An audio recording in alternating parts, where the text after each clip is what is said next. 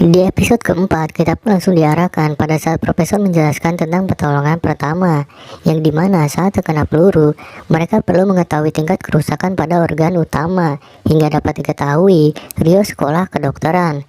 Dan inilah salah satu alasan profesor membawa Rio, karena dia bukan seorang pemula yang bisa memberikan pertolongan. Akan tetapi, semua rencana ini hanya dianggap permainan oleh Rio. Rio sendiri adalah anak bungsu yang berasal dari keluarga kaya, tapi memiliki aktivitas kurang baik dalam menjalani hidupnya. Bahkan ia pulang hanya ketika telah kehabisan uang. Ketika menjemput Rio, Tokyo sempat takjub dengan gedung-gedung yang mewah, dan ini didapat dari kekayaan yang diwarisi. 돈 많은 집 철부지 막내가 대체 왜 우리 Rio menjalani hidup yang amburadul, bahkan sampai profesor dan Tokyo harus membawanya kembali ke dalam rencana. Rio memiliki kebiasaan untuk menghindari masalah yang dihadapinya, tapi mau bagaimanapun, suatu hari nanti Rio harus menghadapinya. Dan begitulah profesor menasihati Rio. 중고 한마디만 할게. Setelah dikonfirmasi, kepolisian telah menembak Direktur Youngmin. Dan hal ini mengejutkan pihak kepolisian karena mereka telah menembak salah satu sandera. Tapi setelah kejadian itu, Rio terdiam kaku, bahkan harus ditarik masuk.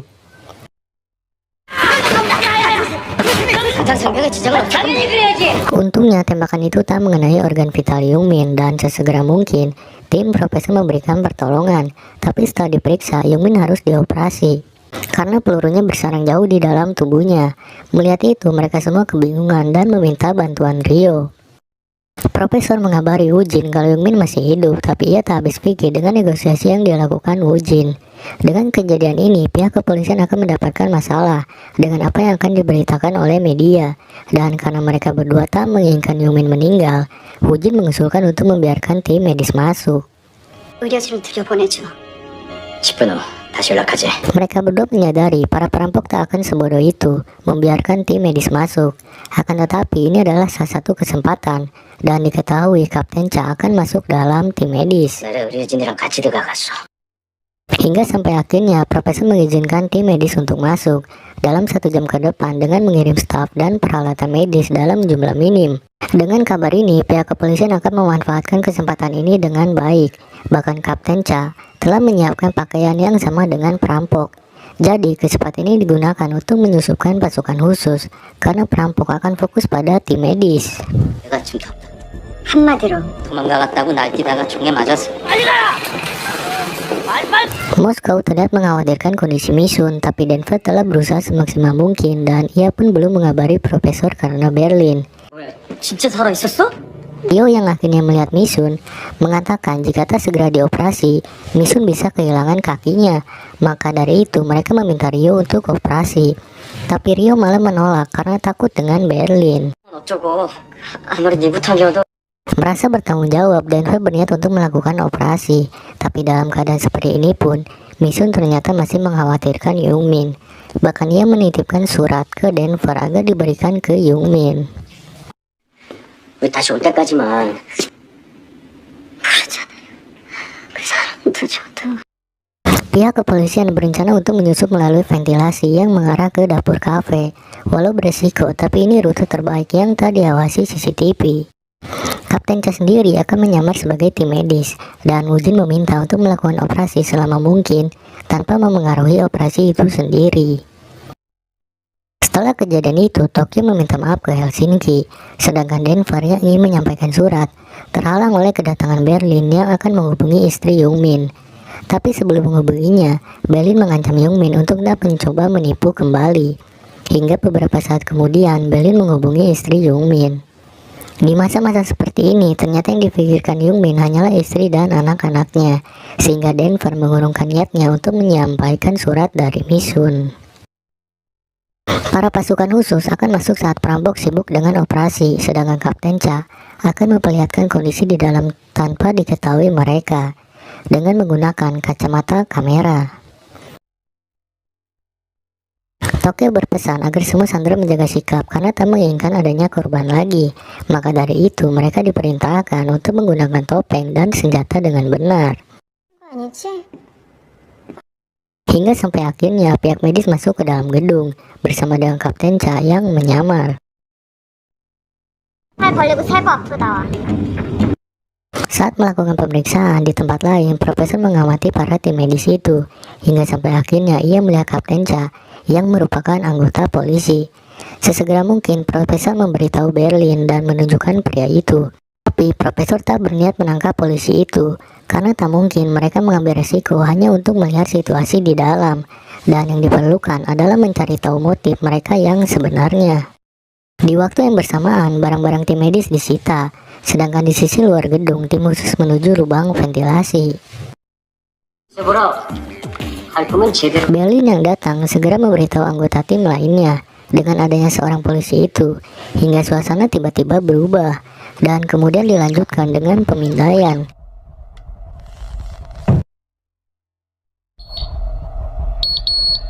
Namun pada akhirnya Berlin mengizinkan polisi itu masuk. Dengan kacamata itu, pihak kepolisian dapat melihat kondisi di dalam gedung, tapi mereka tak bisa membedakan mana sandera ataupun perampok. Untuk mencari tahu alasan polisi masuk, Berlin mengawasi jalannya operasi itu. Dokter mengatakan operasi ini akan berjalan selama 2 jam, tapi Berlin meminta untuk diselesaikan dalam 1 jam.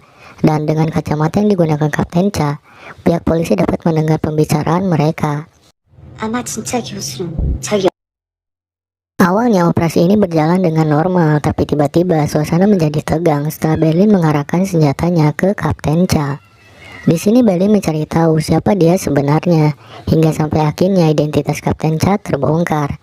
Karena mau bagaimanapun dengan sikap penyali tingginya yang ditunjukkan Kapten Cha, Berlin sudah mengetahui dia polisi.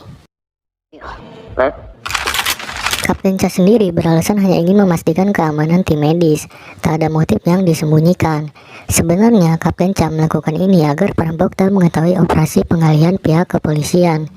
Tapi di tempat lain, Profesor tak bisa tenang karena dari yang ia lihat dalam tenda, dia bukanlah polisi biasa.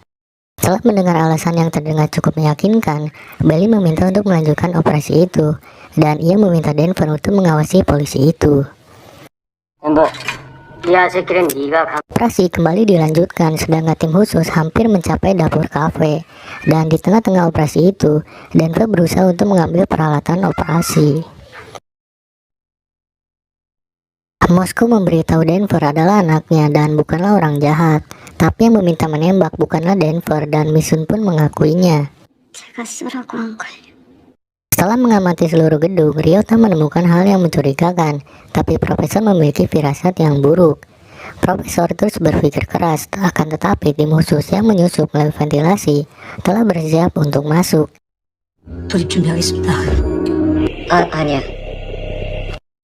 Hingga sampai akhirnya operasi Yumin berhasil diselesaikan, dan Berlin sempat menawari Kapten Cha untuk tinggal di gedung ini.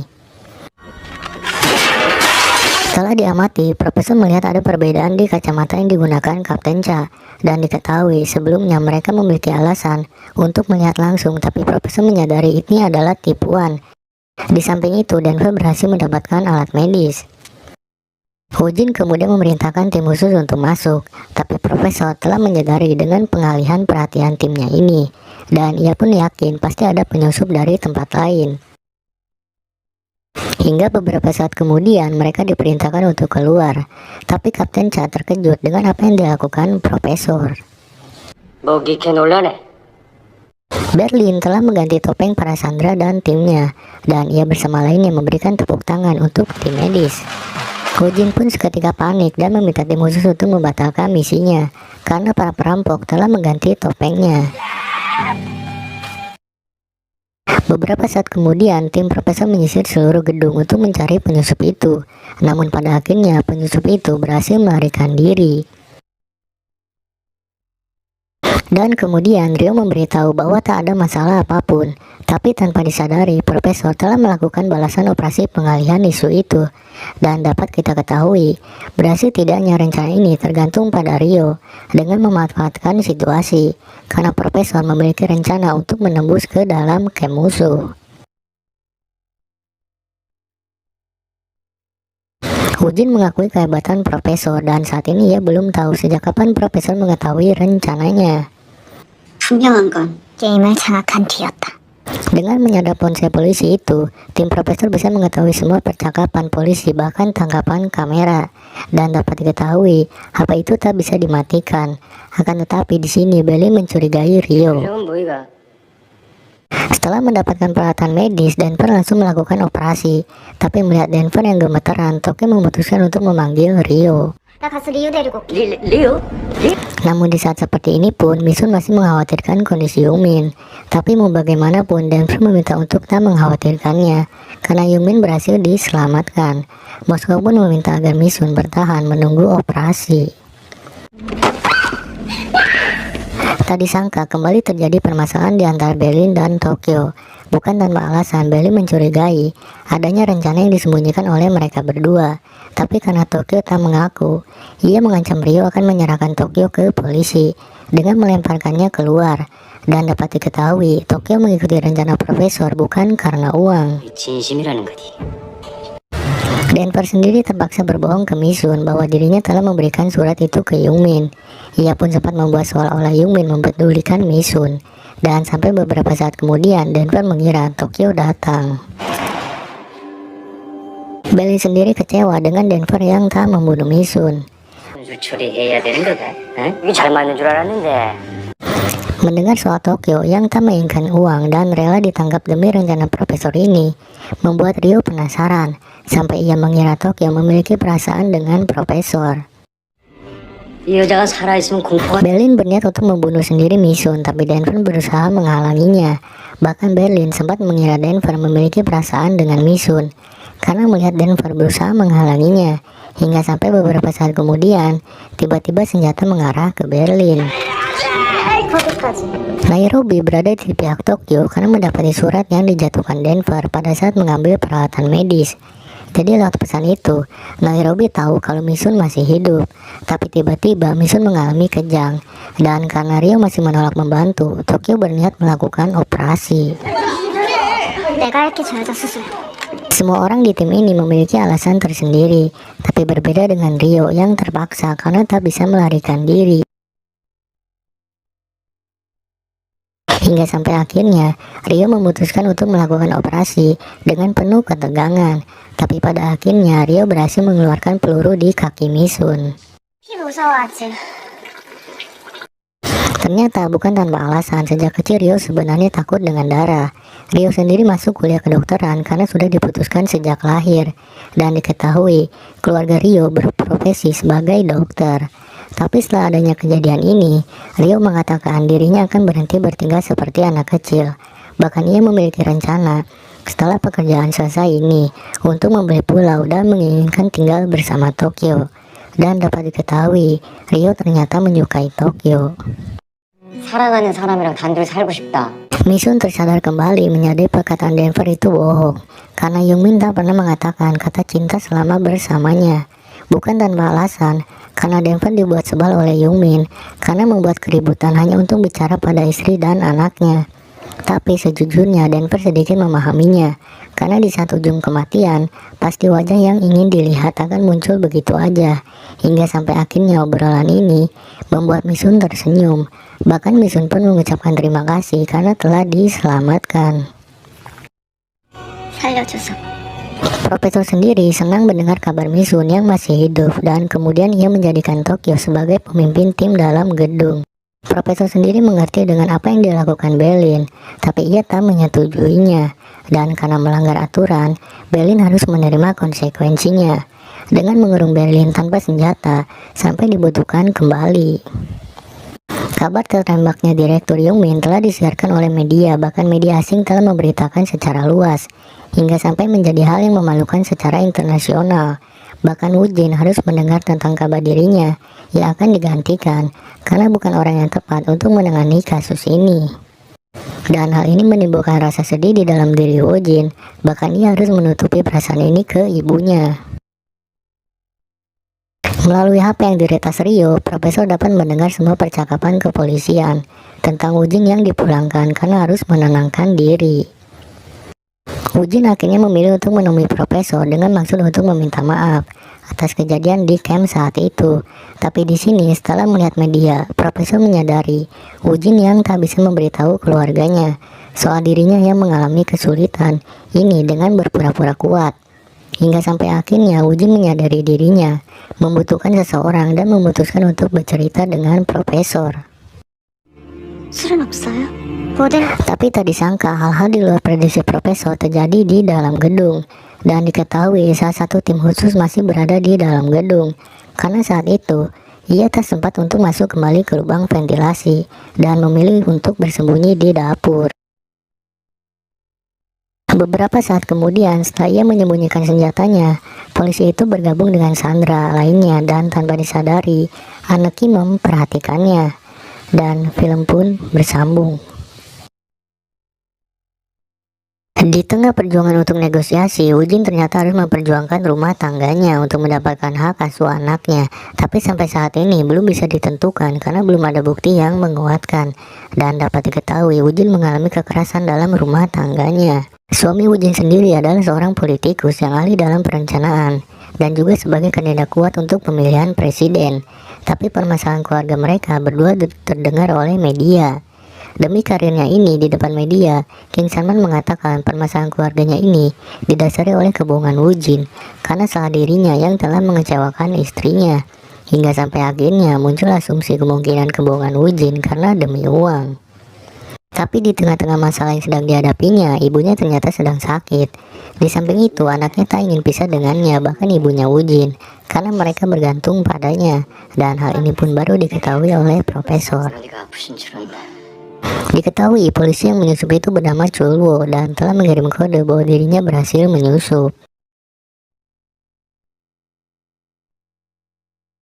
Kabar terpenting ini Kapten Cha sampaikan kepada pemimpinnya, tapi kabar itu belum disampaikan ke satgas lainnya, karena di sini ia diminta untuk tutup mulut. Bukan tanpa alasan, karena adanya keanehan soal rencana yang selalu bocor, hingga sampai menimbulkan kecurigaan kalau Woo-jin seorang pengkhianat, dan diketahui pihak selatan sering menimbulkan masalah.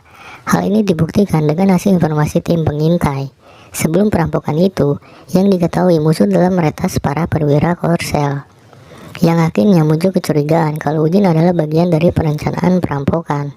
Tapi mereka belum memastikan hubungan Woo-jin dengan perampok. Maka dari itu untuk tak memberitahu ke tim lainnya karena ditakutkan perampok sadar. Selain itu akan adanya pertemuan para petinggi, jadi Kapten Cha diminta untuk menyelesaikan secara cepat. 맞이하기 위해서 우리가 어떤 대가 Setelah selesai menanam terong, Woo-jin melihat sebuah ruangan yang membuat dirinya penasaran. Tapi terhalang oleh Profesor dengan mengatakan itu hanyalah ruang penyimpanan. 여기 뭐예요? 창고. Di saat semua beristirahat, Chulo menyelinap untuk pergi ke suatu tempat dan hal ini dilihat oleh Anne. Hingga beberapa saat kemudian, Kapten Cha mendapatkan panggilan dari Chulwo. 가지. 수고. 부셔 왔습니다. Kapten Cha kemudian memerintahkan untuk mengakhiri ini dengan cepat. Ia berencana untuk masuk setelah Profesor dilumpuhkan. Setelah itu, Kapten Cha meminta untuk melanjutkan misi ini secara diam-diam karena ada dugaan pengkhianatan. Dan dalam 12 jam ke depan akan ada penangkapan bahkan penembakan. 강도들을 저는 사살 돈. Saat Rio membawa sarapan, terlihat lengan Berlin yang gemeteran. Berlin pun sempat meminta Rio untuk mengambilkan obat yang telah ia sembunyikan. Tapi Rio tak percaya gitu aja. Dan dengan kepemimpinan Tokyo, yang sekarang Rio yakin semua rencana ini akan berjalan lancar. 새 리더 소개받고. Beberapa saat kemudian, para sandera dikumpulkan kembali untuk memberikan dua kabar. Kabar pertama, Berlin tidak ditugaskan untuk sementara. Dan kabar berikutnya membuat para sandera senang dengan kedatangan Misun.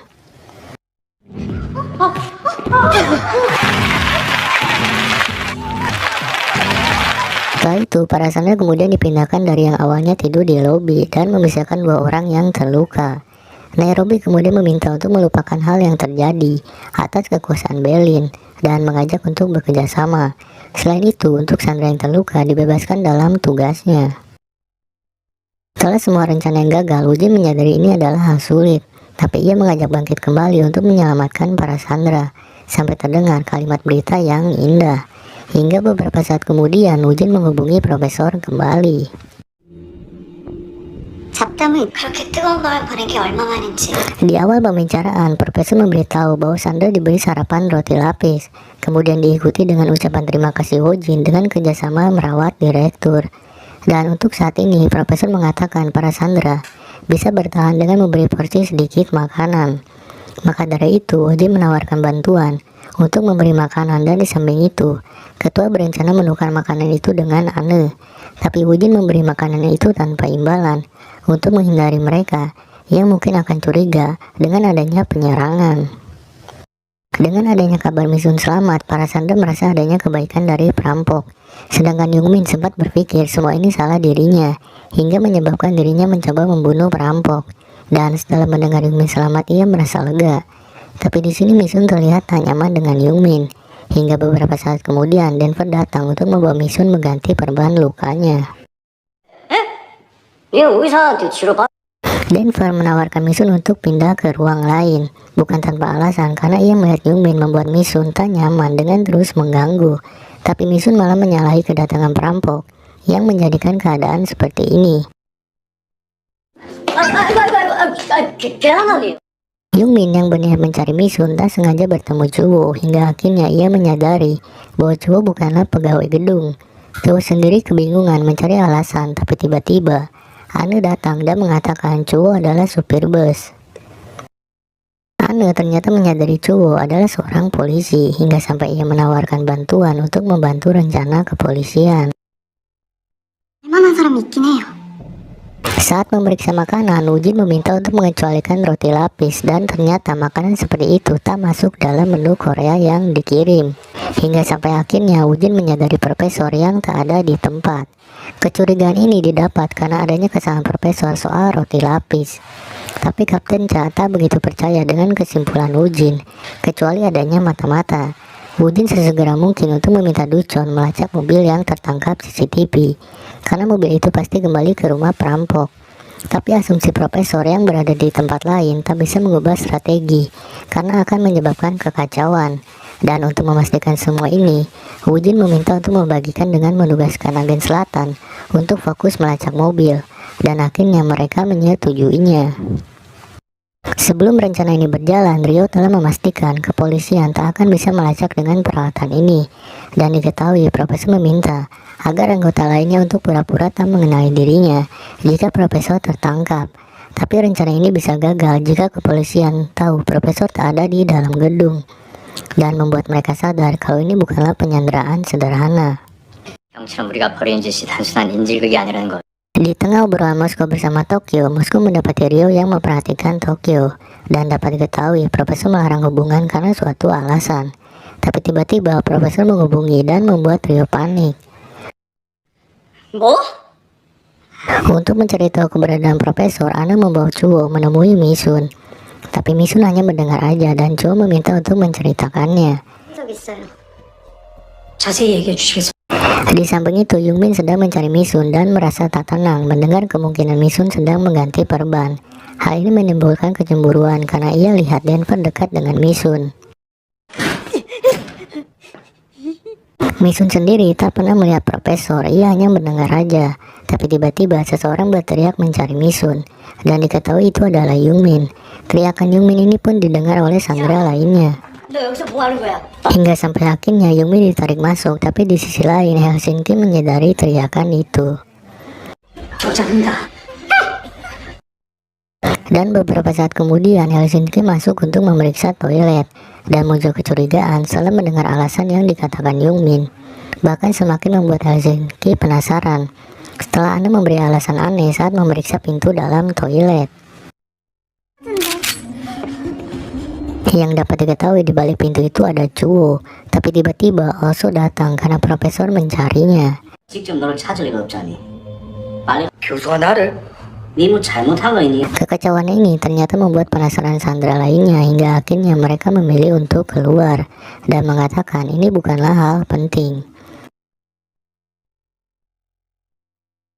Profesor memanggil Helsinki untuk memastikan kalau mobil itu benar-benar telah dihancurkan. Tapi ternyata Helsinki tak melihat pasti mobil itu hancur. Dan tujuan Profesor memastikan mobil itu karena terdapat sidik jari semua anggota tim. Duncon menemukan mobil itu di situs mobil bekas ilegal. Selain itu, lokasinya pun telah diketahui. Profesor sendiri sesegera mungkin pergi ke tempat mobil itu dihancurkan, dan tanpa disadari di dalam gedung Cuo menjelaskan akan melakukan penyerangan setelah Profesor ditemukan. Tapi para sandera itu mengkhawatirkan kekacauan yang mengancam keselamatan para sandera, karena mau bagaimanapun anggota rampok lainnya pasti akan bertindak. Yungmin kemudian memberikan ide untuk menemukan Profesor dengan membawa anggota yang dianggap dirinya bodoh. Yang diketahui itu adalah Denver. Tapi Misun merasa keberatan karena Denver yang telah menyelamatkannya. 그 새끼가 너한테 얼마나 잘해줬는지 너 뭔가 단단히 착각을 하고 있는 것 같아. Dan di tempat lain, Denver mendapati sebuah pesan dari Misun yang mengajaknya bertemu di suatu ruangan. Misun menyampaikan dirinya ingin memberitahu sesuatu. Dengan perasaan bahagia, Denver bersemangat pergi menemui Misun. Tapi sesampainya di dalam ruangan, tak ada siapapun. Anak Kim sendiri sempat merasakan khawatir, tapi di samping itu terlihat Yungmin yang pergi ke suatu tempat. Dan sampai muncul kecurigaan dengan tingkah Yungmin yang membuat wakil dirut khawatir akan keselamatan para sandera. Yungmin yang membantu Cuo terus berusaha mencari tahu di mana Profesor. Tapi di sini Denver walaupun terancam, tak mengakui siapa dan di mana Profesor berada, hingga muncul kecurigaan